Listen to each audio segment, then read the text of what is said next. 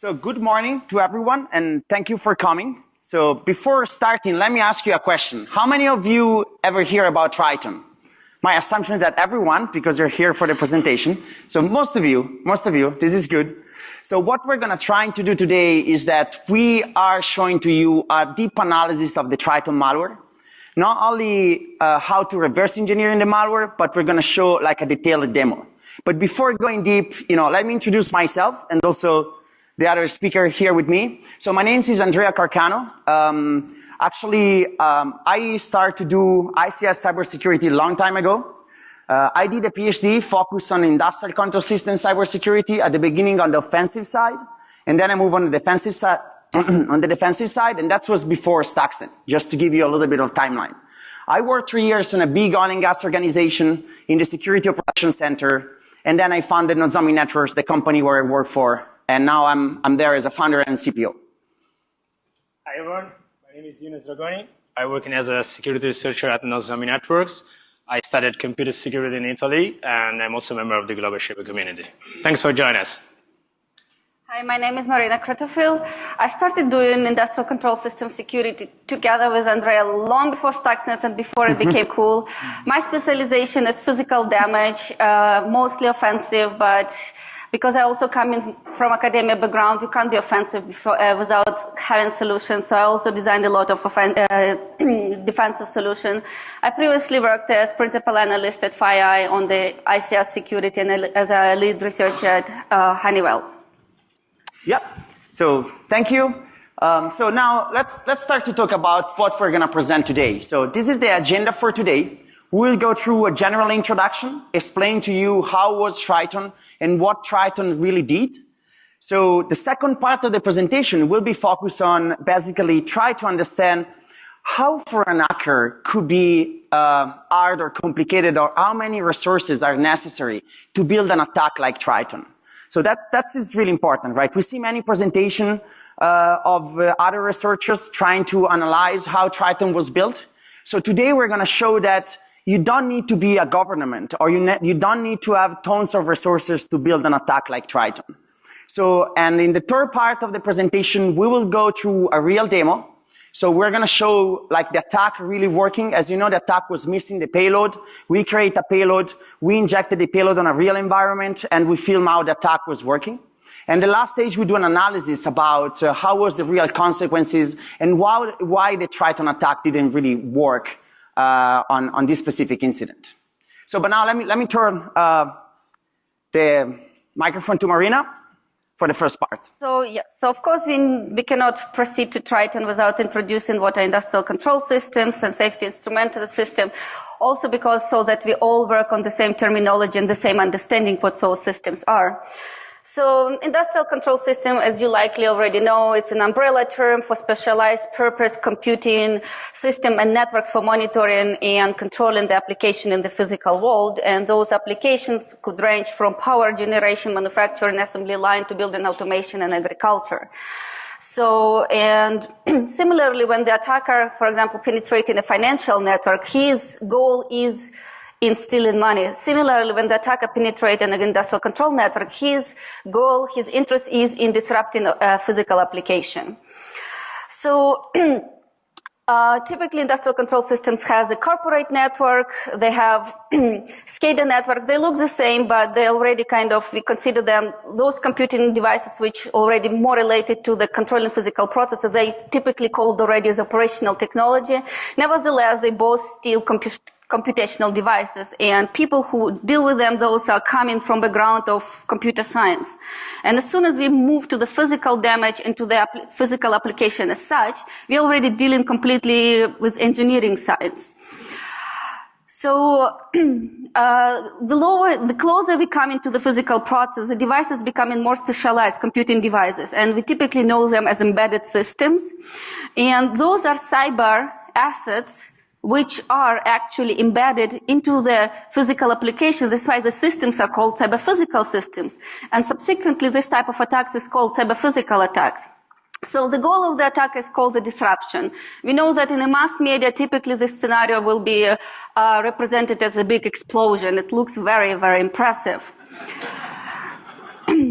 And actually, this is a photoshopped image of one of the real incidents.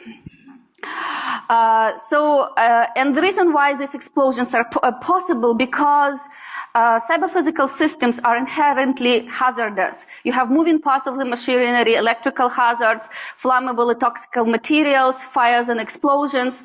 So therefore, all of these industrial physical applications, they have layers of protections to protect, first of all, humans from these hazardous situations to occur. But in general, we try to protect humans, environment, and the machinery as such, because losing the machinery is also a huge financial cost and also just part of the damage. So this is how the level, so what you know, like defense in depth and security, this is the same valid for safety. So this is the levels of protection in safety. So in general, you start like, if you start from the bottom, you try to design the process as stable as possible, as such, as a process design. But clearly the processes will always deviate. That's why we have control loops. It's the second line. So we have sensors and actuators, which we measure the state of the process, and then we have control algorithms, which we try to bring the process back within the normal operational envelope. But control loops also cannot continuously keep the process stable, and therefore there will be always an alarms, and therefore we have third layer, we have human operators, which will intervene whenever they basically will issue manual commands to bring the process back into the stable state. And when the human operators already cannot cope anymore, then we have a layer of safety systems. They could be of different types. It could be safety interlocks, could be safety integrated system together with a control logic, or it could be independent system like safety instrumented system. So typically safety instrumented systems you will be using in those environments where you could have this big explosion from the previous slide. So this is independent standalone system with sensors and actuators which acts upon detecting hazardous situation, and it tries to prevent it from happening. So this is the last line of defense, last. After that, if safety systems were not able to prevent incident, we already have an incident. Then the last hope is also, but we already have an incident. We still can have like rupture disk in the design of mechanical vessels, for example, and some release valves, like mechanical valves which just like open by their own, but we already have an incident. So therefore, safety instrumented systems are important. And modern safety instrumented systems, they are software-based systems. It means they can be exploited. Therefore, since they are so critical to preventing casualties, for example, best practices suggest, and now especially since we know that there are threat actors which target an industrial control system, there is a strong recommendation to keep them on a separate, either on isolated network or in a well-segregated network. However, safety instrumented systems are frequently connected to the main control system, basically process control system.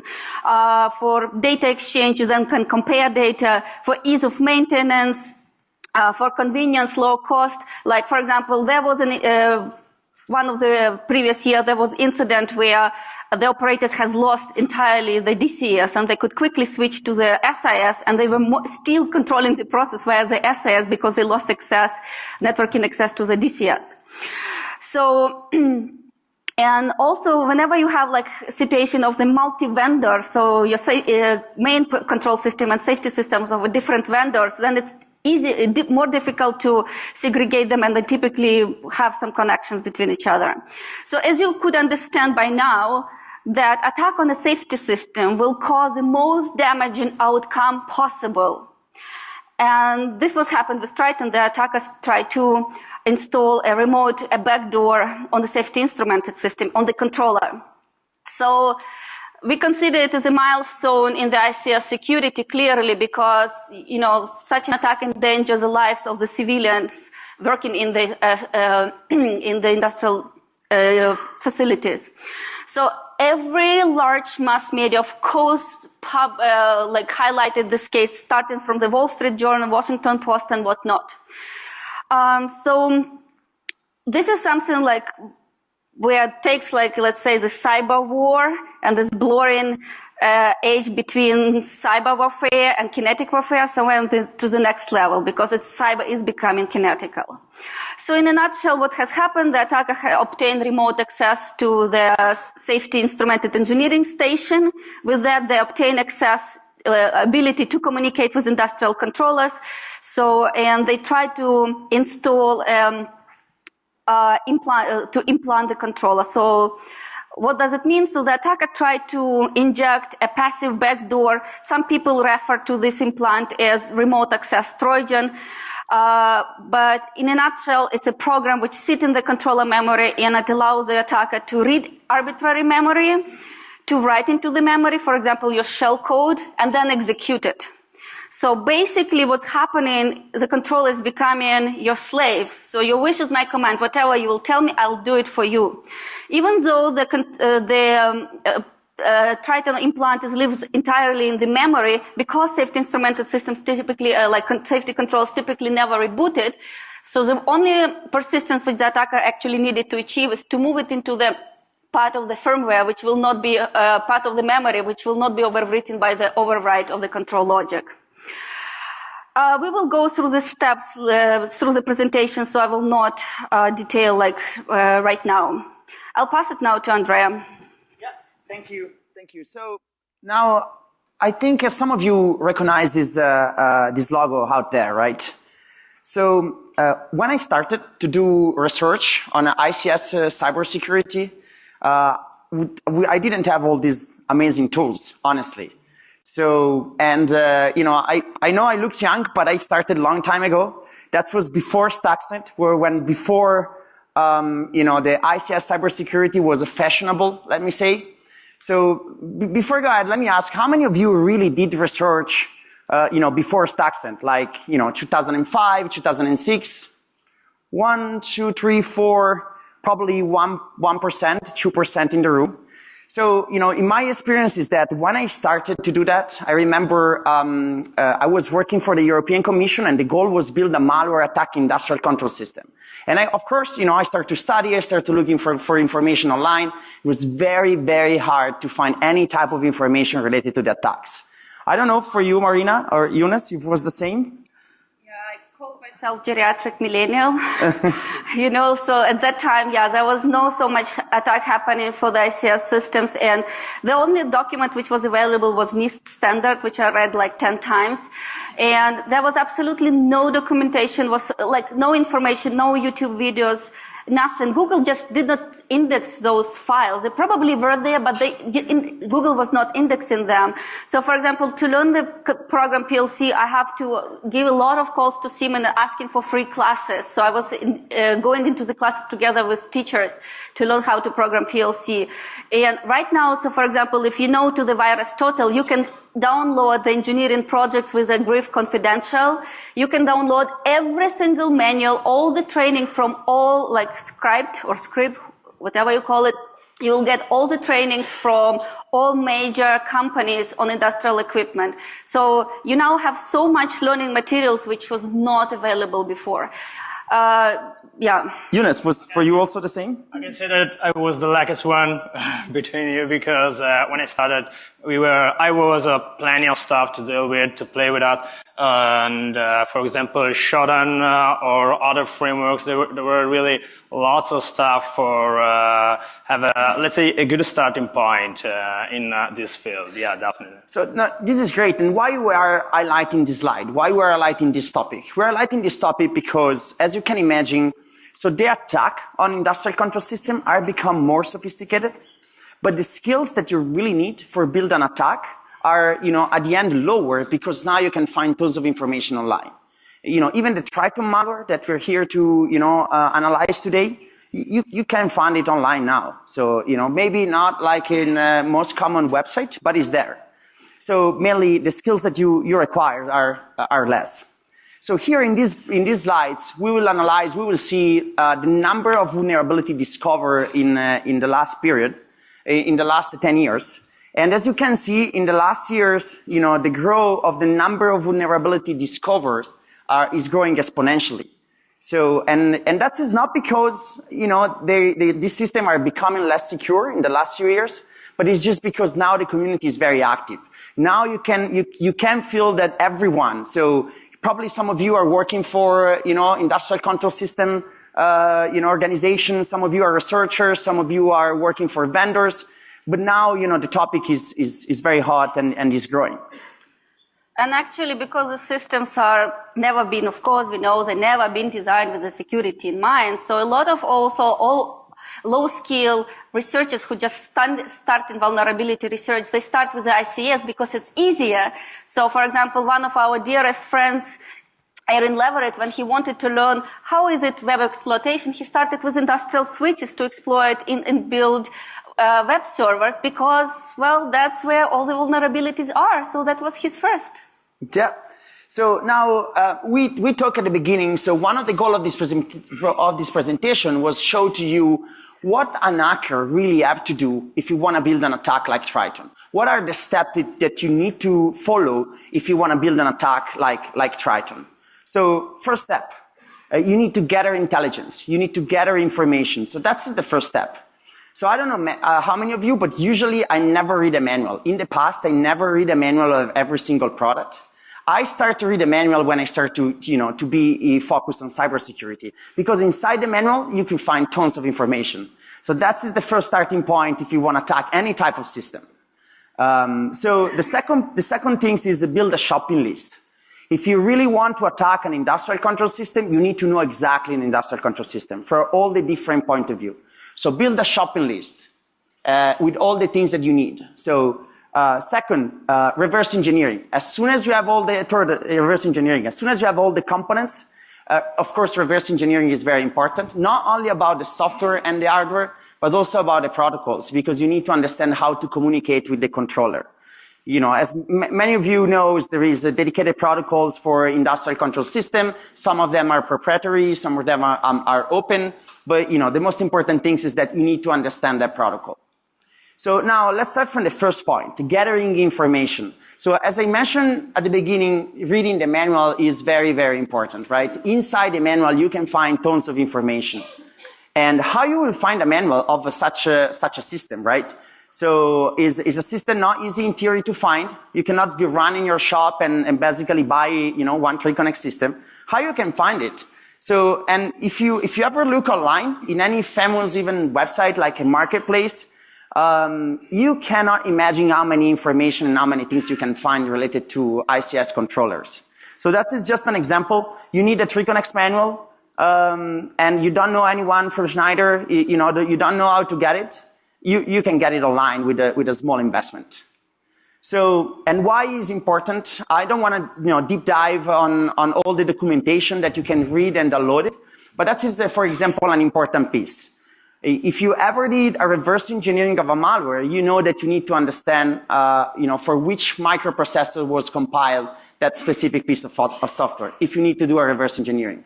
So where do you find that information? Do you need to open up like the physical hardware and try to identify which microcontroller or which CPU they have it? No, you just find it on the manual. So it's pretty easy. So, and the third point is which other resources you can use in order to find, for example, the engineering toolset. So as you know, every single device, like a controller, they need to have an engineering toolset. So the engineering station and in general the engineering toolset is very useful because you usually need to build like a program and download the program inside the controller that basically that program explain to the controller how to act, you know, in the field. So, and where you can find that tools. So if you can start from, you know, basic channel, LinkedIn, maybe you have friends that have that, you know, engineering toolset.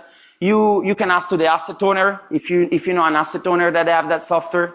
Or you can look online and again, you will find a lots of interesting resources that they give you that software.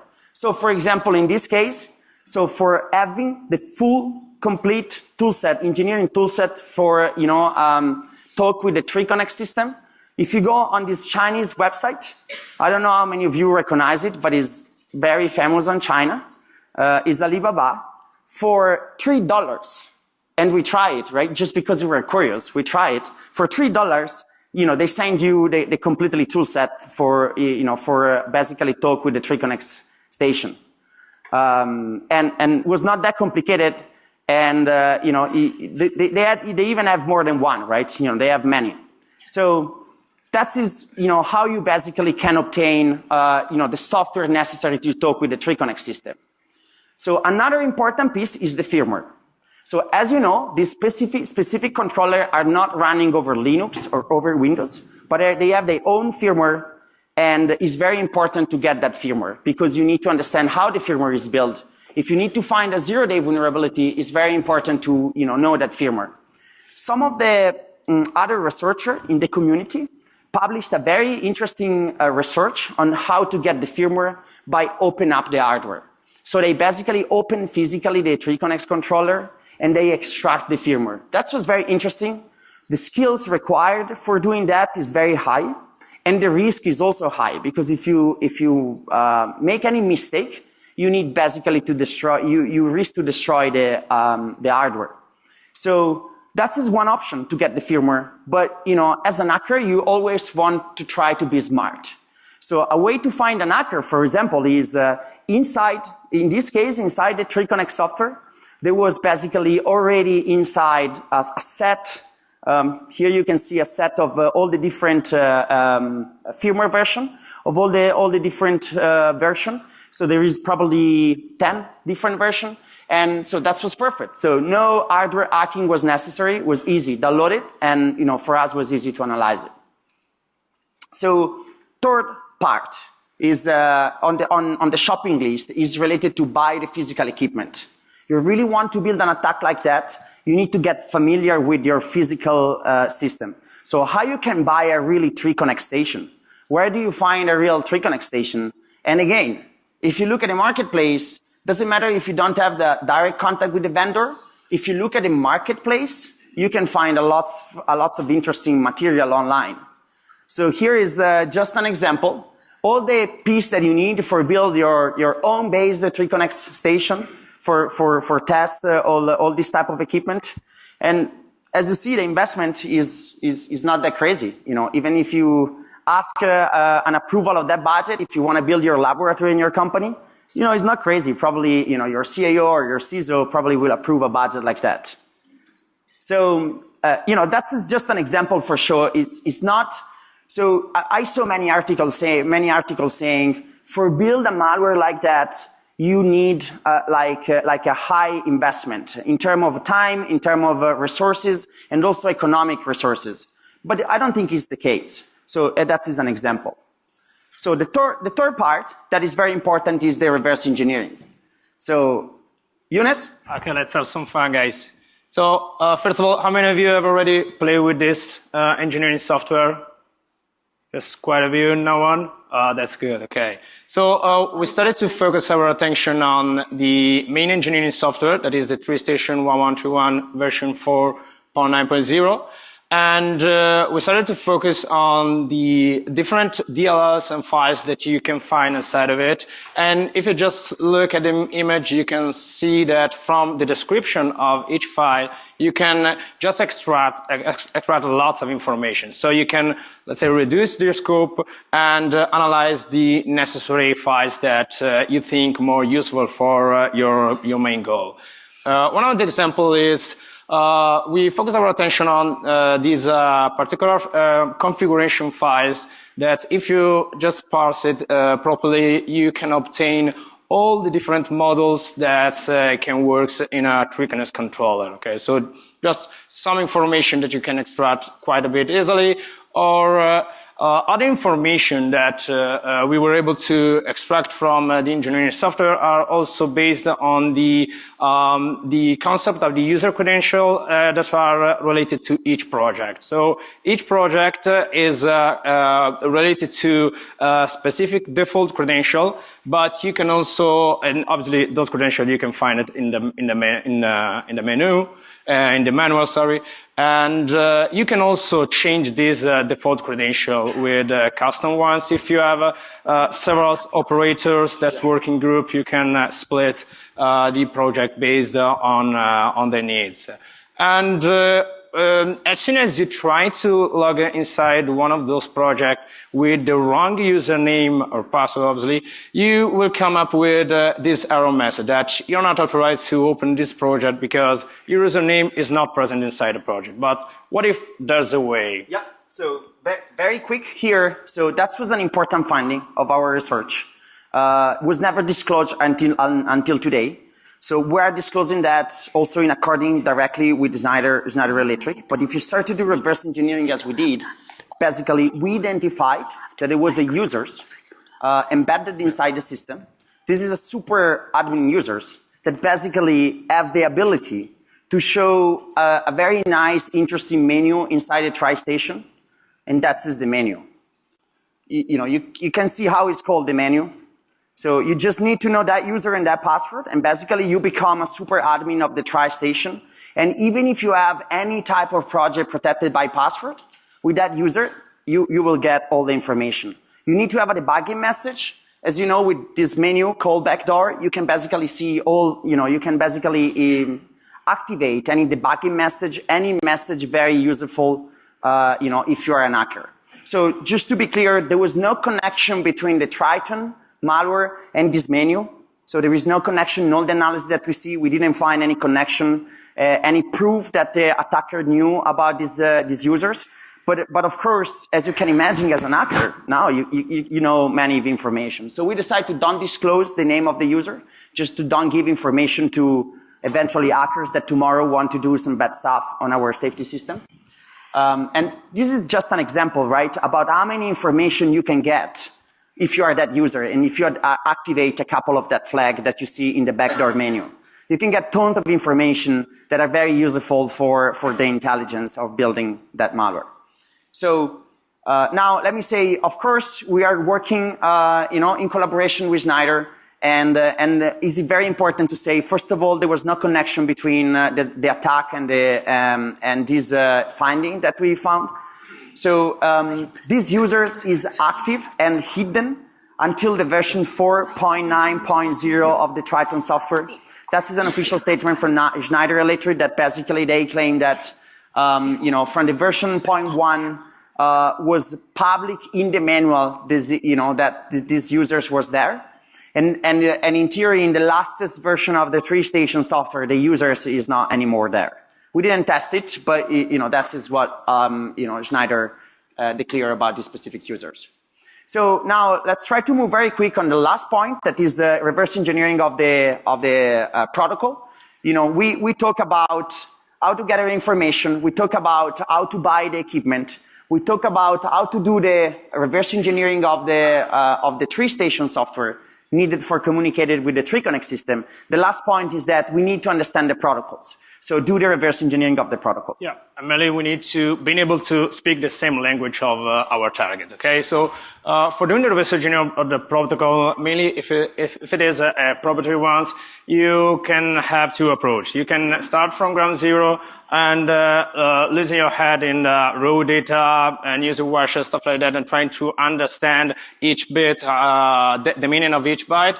Or you can also here following a more smarter way. So you can focus on some of the DLLs that are present inside the workstation. And I don't want to drill down too much because also Farai and other guys, they already done an amazing job on understanding the similarities that you can find from here, for example, the strings that you can find in one of the DLL and the similarities that you can find in one of the scripts of the Triton. So they clearly extracted those information from this type of DLLs and files in general. So you can extract lots of information, and obviously also here you have to reduce the scope because the final goal is not to have a complete protocol parser, but to have the necessary understanding for developing your malware. And based on all that information, we were able to develop our own dissector. So it's already available on GitHub, so feel free to improve it, download it, play with it. You can do it whatever you want it. And based on that knowledge that we gained so far, while we were trying... Let's keep it. Okay, while we're trying to understand some part of the protocol, we also develop a Triton honeypot that we are going to disclose after these days. So you will find more information when you try it yourself. So I don't want to spend too much time on how this script works, because I want to give you I want to give you all the fun for trying to understand how it works. But mainly, it can give you a lot of information and could be quite a bit useful for several reasons. So before we move to the most important demo, how Triton works and how the damaging payload could look like, very quickly, what it consists for. So as a typical implant, it is multi-stage. So there are at the beginning, in the first stage, which is argument set in shellcode, that attacker is making sure that they're in the right version of the firmware, which is a vulnerable version, and they're able to operate in the controller memory they can execute. In the second stage, they actually they escalate privileges so that they will be able to write actually backdoor into the memory, and they actually corrupt the memory to make sure that they change all the pointers to the right places. The third stage is the backdoor as such, and this is where the incident was uncovered. And the fourth payload, according to the public sources, it is the missing payload, which was like the damage payload was never introduced by the attacker. So in the first stage, the attacker searches the RAM of the memory until it finds the control program status structure.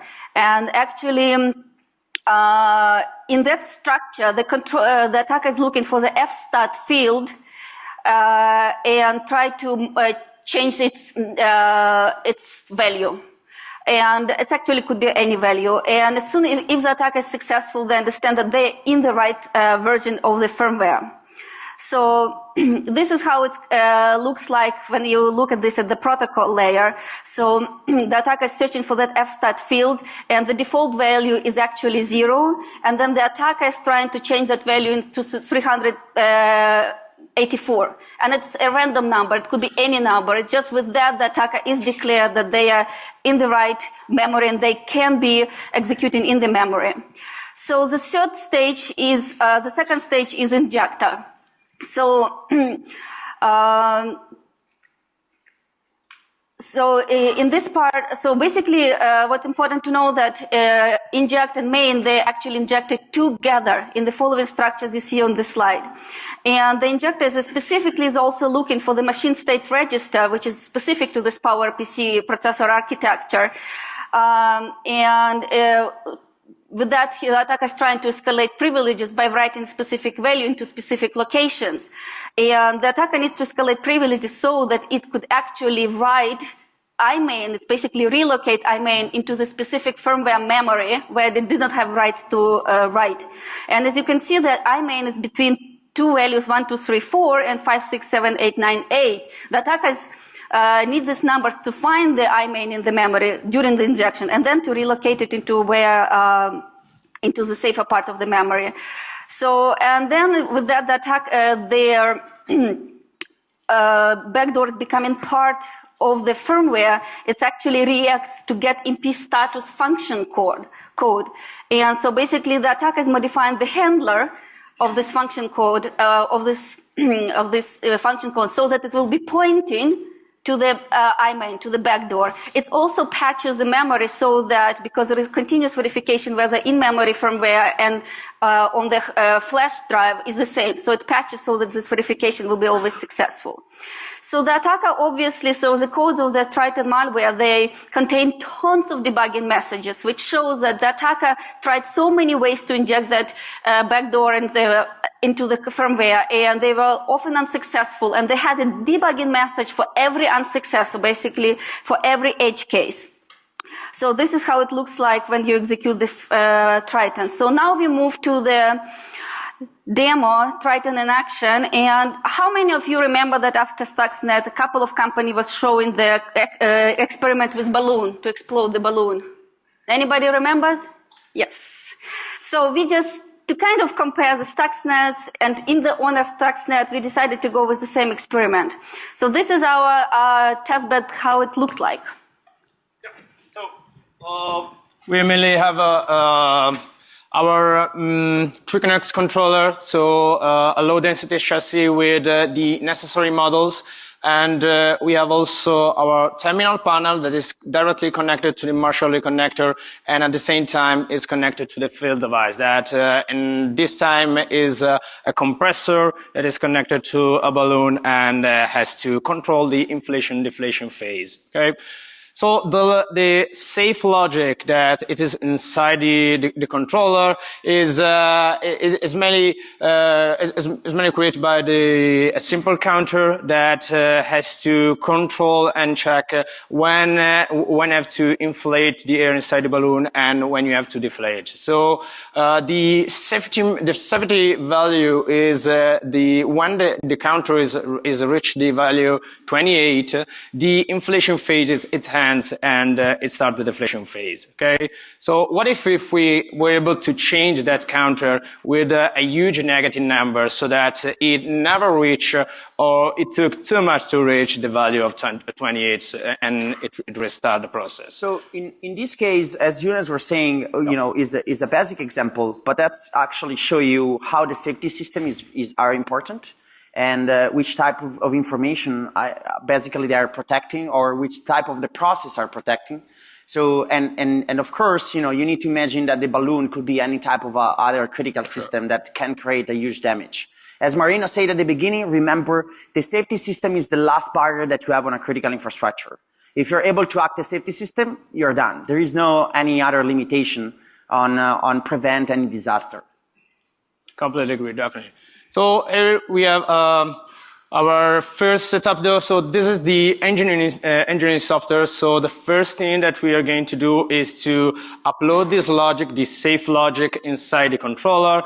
And at the same time, let's suppose if an attacker is sniffing your network. So it has already a foot inside your IoT network and it's able to sniff the process of the upload of the program. Or let's suppose if an attacker has already been able to enter inside your engineering software and extract directly from that the program. Okay, so this is what we are going to do, and based, for example, on the sector that we were able to develop, we can focus our attention on that specific program so that we can extract that program and doing further analysis. So doing further analysis and find a way for corrupt the entire process. So what is the lesson learned here that is very important? The lesson learned is that if you are an attacker, you need to understand the program, right? You need to find a way to get the program, to understand the logic. Exactly. So now let's start to speak some PowerPC. Okay, so we have the target program. We can dissect it with IDA, and based on all the information that we gained so far from the manuals, etc., we can dissect and analyze the program in let's say in a friendly way. So if you remember, sorry, Younes, at the beginning, we basically show how much was important in the manual to identify the microcontroller. That is the key information, because now we can reverse engineering the software that was uploaded, you know, thanks to specific software, because we know exactly for which microcontroller was compiled that program. Exactly. So now that we were able to understand the exact offset in memory where the variable, the counter, is located, we can, here you can see the injection phase of the malware, and we have to take in consideration that information that we were able to gain previously. Okay. So as soon as we completely inject the malware inside the controller, so this is the injection of the Triton. Yeah, this is the real injection of the Triton, and as you can see lots of debugging messages. That's it keeps the track of the status of the injection. Okay. So, and as soon as we have our malware inside the controller, we can try to disrupt the industrial process. So, firstly, we will run the program from our engineering software, and we firstly run and see how it works properly. Okay, so how it works the normal program. Okay, so here we are connecting to the controller.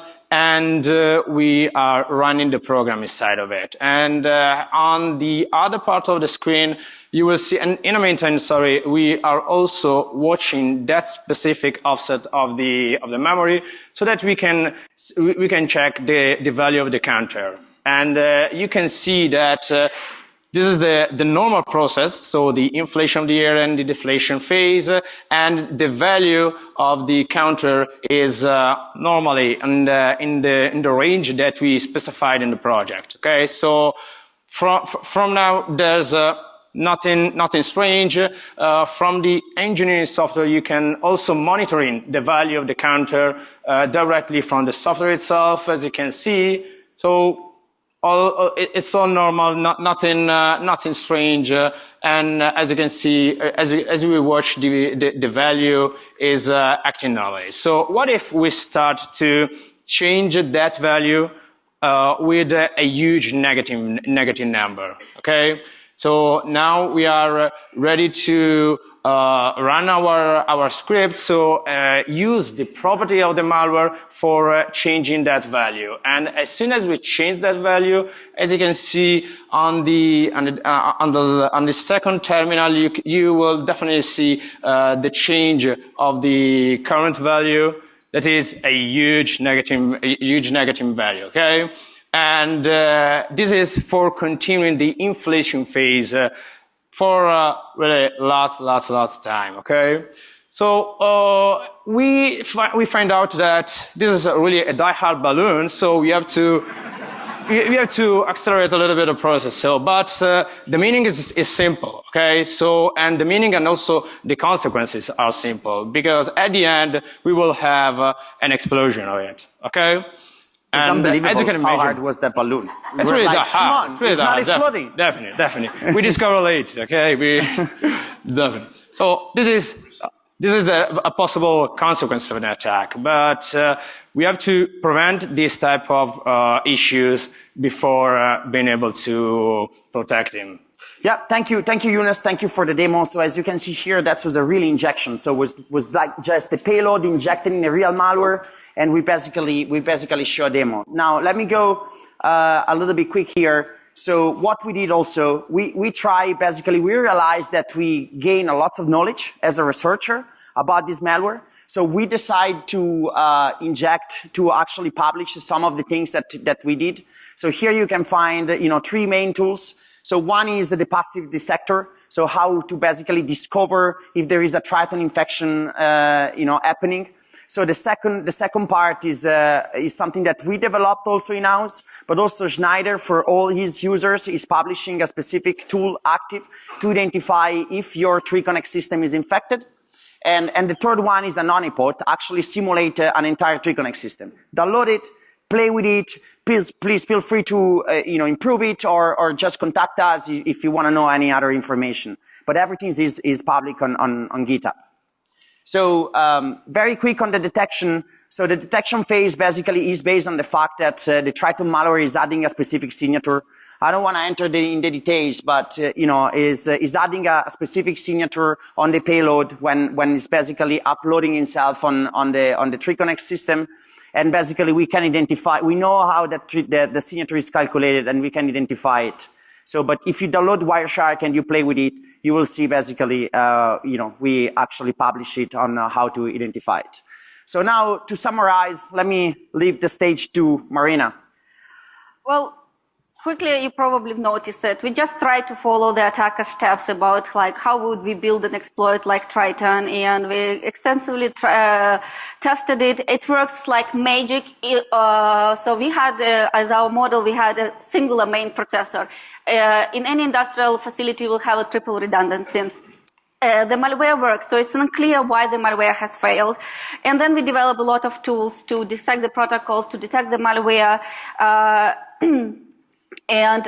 So interesting was, of course, is also to understand why the malware could possibly, malware, we're talking about Triton, why the attacker has failed to inject the Triton. And so there could be multiple reasons, but one of the possible reasons is that they actually were not able to deal with the plurality of main processors. So one of the big parts, so Triton X is a very complex firmware. There is a lot of firmwares inside of other firmware, so there are a lot of smaller parts of the firmware. Like one of them is LSX, and it is actually patented technology. This LSX firmware is actually responsible for taking the control program from the engineering station, pass it to two other main processors. It executes control logic, and it's also responsible for synchronization and for voting for consistency between three main processors. It's a patented technology, and it appears so, for example, the attacker, as you can see, there have been a lot of debugging messages, and the attacker was able to basically, they studied every single possible case, what could go wrong. There was not a single debugging message related to monitoring consistency between three main processors. This is likely because that would require so much more additional engineering effort, and maybe there was a misjudgment how much they need to reverse engineer versus implant stability. So to conclude, like why, like possible attacks objectives, like clearly just for a simple shutdown, it is too expensive exploit. You would never do that. Physical damage, most likely the attacker wanted to probably suppress safety actions during the actual damage attack. It could be also what we call like hacking Olympics. Is it like task capabilities? Can I do it in a live environment? As you can see, things in live environments can go wrong. It could be also a live drill. It could be like one of the possibilities extortion, because like if you also introduce already the force payload into the Triton controller, and even if you later lose your remote access to the controller, that payload can be triggered at a random time, and then you go to the victim and say, hey, something goes wrong in your facility, I can fix it for you, and then it's easy, could be for economical or political pressure. So one of the, so basically, what are the most important implications of public code becoming Triton code becoming public? Clearly, it's become the motivation for other threat actors.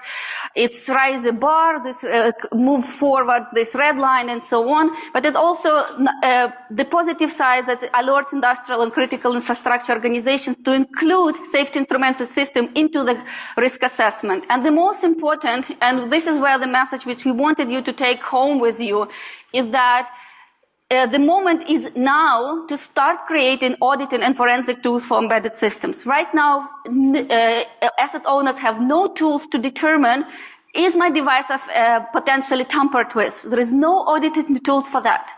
There is no forensic tools. Like even if I establish that my device is probably tampered with, what has happened to my device? And there is no third party or company which could create those tools, because all the devices are so proprietary. There is such a huge diversity. It's really vendors who have to create those tools. We know that, for example, Triton motivated Schneider to develop those tools. Now you can download them if you're legitimate user of the asset owner of the Schneider devices, equipment, you can download those tools. But if you, an asset owner, go to your vendor and start this conversation right now before this malware became mass scale. And this was the end of our message for today. Thank you.